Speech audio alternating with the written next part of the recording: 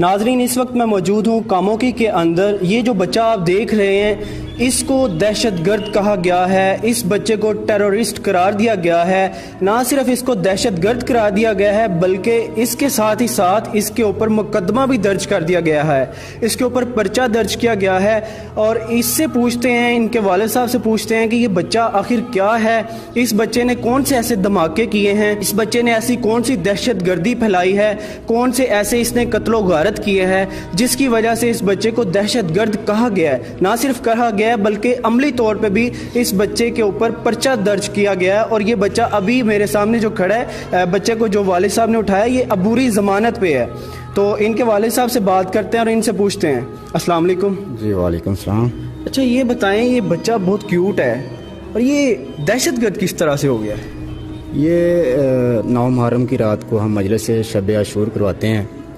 تو 4 بیٹیوں کے بعد مجھے اللہ نے یہ بیٹا دیا. تو یہ بہت پرانی عزاداری ہے ہمارے گاؤں کی. تو میں نے اس کا بانی کے طور پہ نام لکھتا ہوں.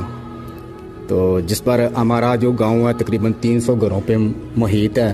اہل سنت وال جماعت کے لوگ بھی ہیں, اور ہم سے پہلے اہل سنت وال جماعت کے لوگ یہاں پہ لنگر نیاز اور سبیل کا اہتمام کرتے ہیں.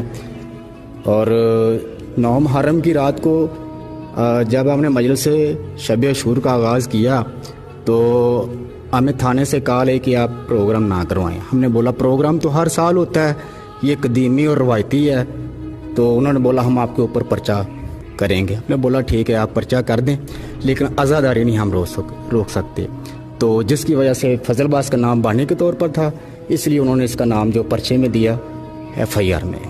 نہیں, بچے FIR اس کے خلاف درج کی گئی ہے. کیا اس بچے نے کسی کو قتل کیا ہے؟ چھوٹا سا بچہ ہے, 3 سال.